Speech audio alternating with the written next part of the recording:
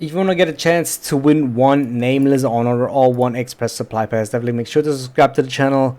As I'm hitting 1,000 subscribers, I will give away one of each of those items live on stream on twitch.tv/DreGotchaGaming. I probably want to do that until the release day of Kafka, but currently I don't think that we will hit that check mod. But if we do so, check in that stream. On that stream, I will do summons for Kafka, and if not, then don't worry, I will delay that giveaway until I do hit that 1,000 subscriber check mark, and then I will keep that giveaway for another banner, and I will still do that stream where I will give away those items. So definitely make sure to subscribe if you want to get the chance to win one of either of those items. Now with that out of the way, what is up, guys? My name is Dre and welcome to another Honkai tutorial video. Now in today's video I want to talk about Kafka versus Blade. If you're still unsure for which character you want to summon, I'll try to help you out, and we're looking from a meta standpoint, meta perspective, if you are free to play or a low spender. So if you're a whale or if you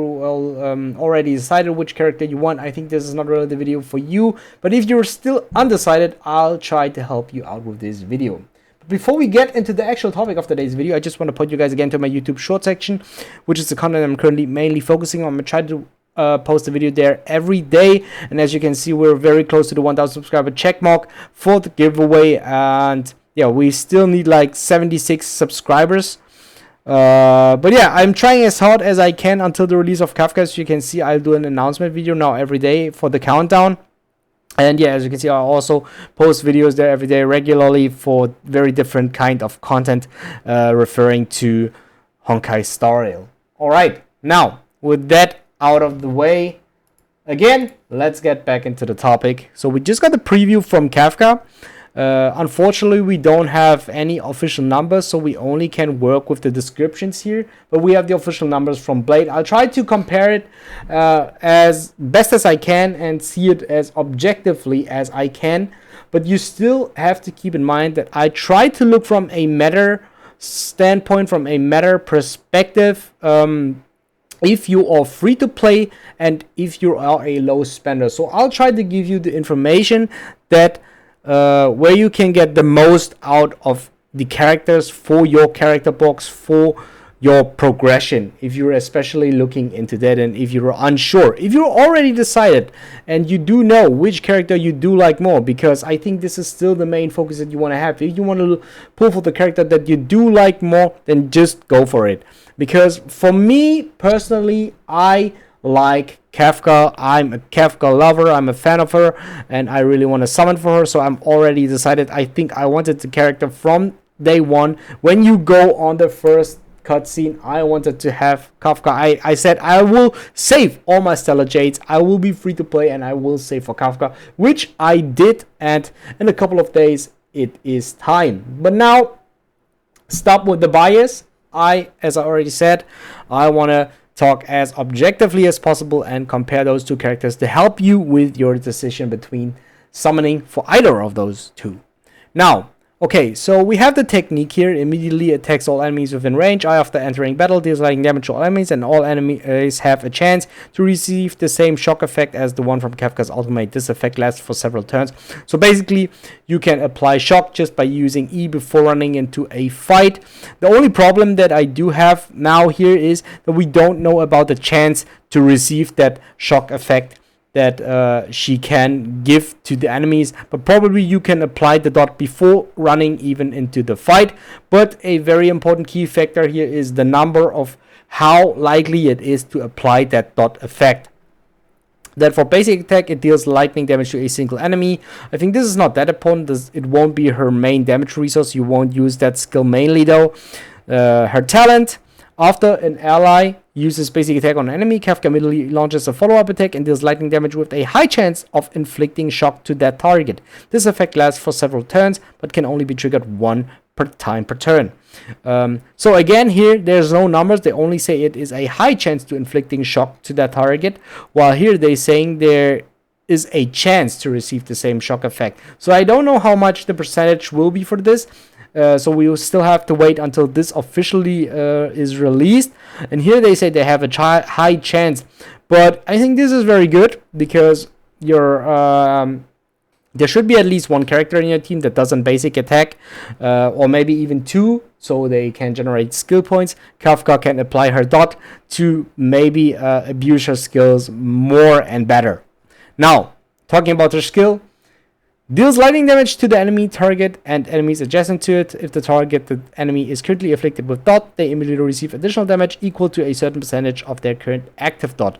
So, as you already can see from this skill is only really good if the character already has a dot applied. So the current problem that I already have with Kafka, just from the gameplay point, not of course from the character design or anything else, because I already said I love the character, I want to summon for the character, but now just from a meta standpoint, I think that the problem is that you want to keep a dot on the enemy alive to make that character very effectively. So now we just did go over two things, technique and talent. These are two ways to apply the dot before Kafka's turn is to use her skill. But if Kafka like starts right away with her skill, you will need a dot. Now we do not know the chance about this, and they only say it has a chance to apply a dot. So maybe it is not guaranteed to apply the dot, and this one has a high chance. So basically this is also not guaranteed if you don't have enough effect hit rate. And in addition to that, your ally has to use a basic attack, which you don't do every turn with the character, because sometimes you use the skill. But for a couple of characters, of course, you will do, and then you can apply the dot. But this talent is only applied on one enemy, while the technique is applied on all enemies, and her skill is an AoE damage. So you mainly want to have the dot on all enemies. This is the thing that I think is a little bit that needs a setup for the character, and this is something that I don't really like about characters. I do like characters that do work for themselves, that are very self-sufficient, and currently I don't really see Kafka being self-sufficient. She either needs help from another dot applier, or she has to apply dot herself before she even has her move.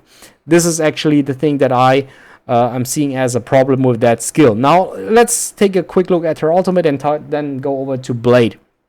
Deals lightning damage to all enemies with a chance of inflicting shock on them, and causes enemies with the shock status to immediately take damage equal to a certain percentage of the original damage received. Shock lasts for several turns. When shocked enemies receive lightning dot equal to a certain percentage of Kafka's attack at the beginning of each turn. So now again, we don't have the numbers for the damage. We don't have the number on how long the shock lasts. It only says several turns, which means at least 2 turns. And also certain percentage is again damage number, and of course the chance on inflicting dodge is also not in here, but it is again an AoE damage. So what I like is she does AoE damage with her ultimate and with her skill, but it only is really good if she applies dot. So if this one you cannot apply every turn. You cannot apply an ultimate skill every turn. It does take at least 2 to 3 turns, more likely 3 to 4 turns usually, because I don't think Kafka will be a character where you build energy regeneration, so you have to regenerate energy just by the usual using skills and basic attacks. More likely you will use the skill on Kafka, and yeah. That's basically, you want to apply it through the ultimate skill, the technique, or the talents. Of course, these are 3 ways to apply the dot. But usually I would like it more if you use it through the skill. So the main point that I have on that character is you do need to have a setup with dot on the enemies and on multiple enemies. So because she does do AoE damage with all her skills, you want to do a setup that gives dot on multiple enemies. And giving dot means that you will have to add another character on the team which can apply dot, which are currently only Serval, Sampo, and Luca, who will be available in Kafka's banner. So these are basically all the 3 banner characters that are available on Kafka's banner. So this is a good thing because they're all available. So if you're summoning for Kafka, you will receive those characters anyway. But the problem then is that you have to upgrade or ascend at least 2 new characters, because only upgrading Kafka won't be enough. If you already did upgrade Sampo or Serval, then very good for you. problem on servo Kafka combo is, of course, that they'll double electro, so you have to keep other characters in your character box or in rotation, swapping between them with the elements. Because what I noticed is, especially if you don't spend that much into the game, that upgrading characters is so expensive, especially after or past Trailblaze level 60 or 65. It will become very, very expensive, and then you have to think more about on which character you really want to push to the end game. I think it's not that much of a problem if you just push the characters to level 70 or something, but if you push them to levels 80, it costs you a lot more, especially for the traces. So now, summarizing everything is, Kafka, so we don't know about the damage numbers, so I just assume that the damage numbers are pretty high or very decent as long as you have the setup with the dot. And the only problem that I do have is you have to have the setup with the dot, and the second thing is you have to upgrade at least one more character to pair them with Kafka to make her dot application or her dot amplification on damage a lot better. Now, let's move on to Blade, just to compare the two units if you're still deciding on something for the character. So I will use pridefin.gg, the site that I use literally for every video. The link in the for the site is in the description of the video. I like this site very much. They provide a lot of cool information here. The nice thing on Blade compared to Kafka is, or what I do like about Blade is, there are two things that I like very much about Blade, or even three things. Number one, this character does not need setup. This character works from turn one unconditionally. So if you have the free skills, so you just can read them for yourself if you really want to, but I can summarize them for you. Basically, this is your main damage source, his auto attack. This one basically consumes HP and enhances the damage of your auto attack. And this one is a high burst AoE damage just by setting your current HP to 50% of his max HP. And this scales on attack and HP. This one scales basically increased by blah, and basically this basically scales on HP. So this just increases his damage by that amount of that percentage, and then his attack scales off his attack and off his max HP. So number two that I do really like is that he scales off of HP, which means he's a very tanky DPS. So he has a very good survivability. He works unconditionally, was number one. And number three for me is that he is a skill point neutral character. The thing is, this lasts for 3 turns, so you will only ever use one skill point. The disadvantage is that if you use the skill, it's here. If you use the skill, after that skill you only use auto attacks, and Force of Sword cannot regenerate skill points. So that means this is basically skill point neutral. So you use one skill point, then for 3 turns you auto attack, but during that auto attack turns you won't regenerate any skill points.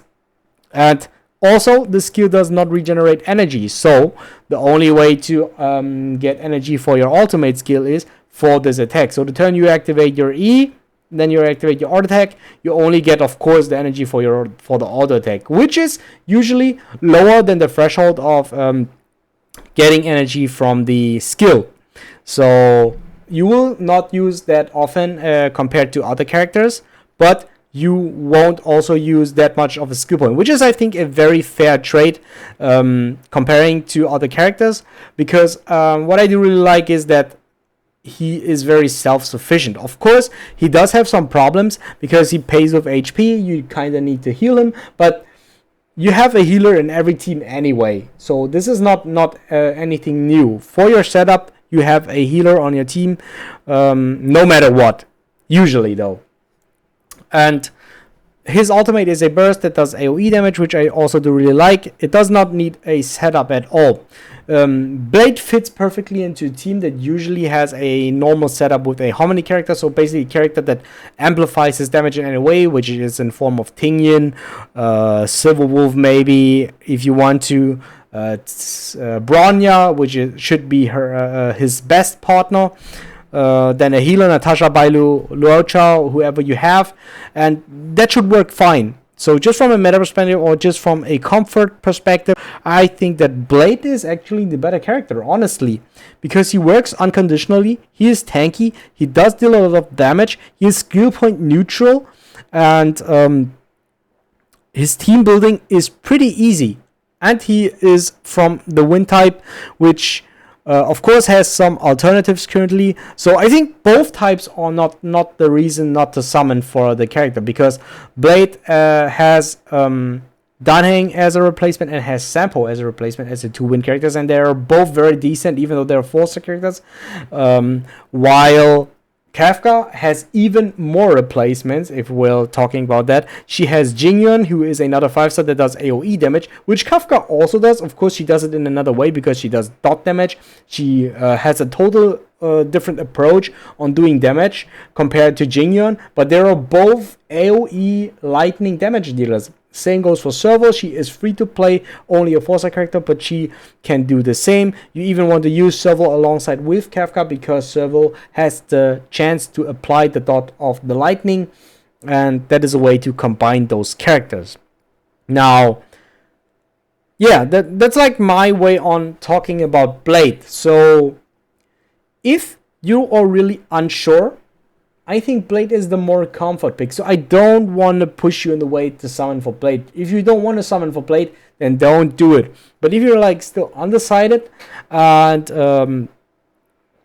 you're looking for my insight, my opinion, then I honestly have to say I think it's Blade, because Blade is the more comfort character. He has a lot of advantages and very nice and easy setups, easy to understand setups. I think he's also kind of easy to use. You cannot do really something wrong because he's skill point neutral.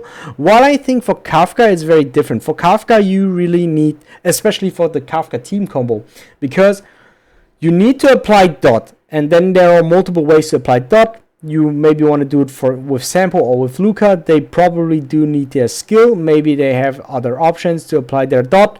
And then you only want to use Kafka's E to deal damage. You basically never want to use an auto attack with Kafka. You always want to use her E, which we can say by default now is not skill point neutral. Kafka in no way can be skill point neutral, and it doesn't matter how high her percentages are, but she cannot be skill point neutral. Compared to Blade, she also cannot be tanky, because we're pretty much safe to say that she cannot scale with HP, and her next disadvantage is that she does need the dot setup that she fully can work. It doesn't mean by any means that Kafka is a bad unit. I think she will be amazing. She will be a good unit. She will deal damage. But the problem for me is that compared to Blade, she's not on that same level on utility, because Blade just works unconditionally, while Kafka has to have a setup. You have to fix some of her problems to make it work. You have to arrange team composition a little bit different than usual teams to make her work, because you don't use the usual characters, which can be interesting if you're really interested into that. And yeah, that's maybe the way that you like to build your teams, and then Kafka is the character for you. So yeah, I think that's all I have to say for now. I could talk a little longer. Maybe you want to join me on stream, we can discuss it there, but if we're on stream, I think the banner of Blade is already gone. So yeah, try to decide as soon as you can as you watch this video. I hope I did help you guys out. Definitely make sure to subscribe to the channel if you want to see more Honkai story content, and I see you guys next time. Bye.